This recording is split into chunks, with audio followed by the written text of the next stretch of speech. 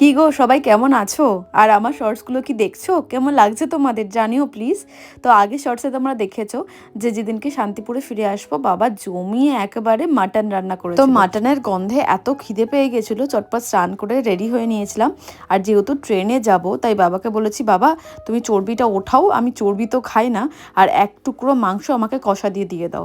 আর বাকিটা বাবা প্যাক করে দিয়েছিল, বাড়িতে গিয়ে খেয়েছি। তাড়াহুড়ো করে খেয়ে বাবা মাকে ঠাকুরকে প্রণাম করে বেরিয়ে পড়েছিলাম একদম ট্রেন ধরার উদ্দেশ্যে। আর এই দেখো আমাদের বাড়ির দুর্গা মণ্ডপ, মানে এখানে 550 বছর ধরে দুর্গাপুজো হয়। দুর্গাপুজোর সময় তোমাদের অবশ্যই শেয়ার করব। তো এখানে বাবা স্কুটি বের করে ফেলেছে আমাকে স্টেশনে দিতে যাবে বলে। আর আমার বাবার চুল দেখো একদম পুরনো দিনের মিঠুন চক্রবর্তীর মতো। আমার থেকেও আমার বাবা মার চুল এত ভালো, আমি জানি না কেন আমার বাবা মার মতো চুল আমি কেন পেলাম না। এখানে বাবা নামিয়ে দিয়ে গেল আর দাদাকে বলে গেল তুই একটু বোনকে টিকিটটা কেটে দে। তারপরে আর কি পাড়ার এক চেনা কাকিমার সাথে লেবু কিনলাম, আর তার সাথে লেবু খেতে খেতে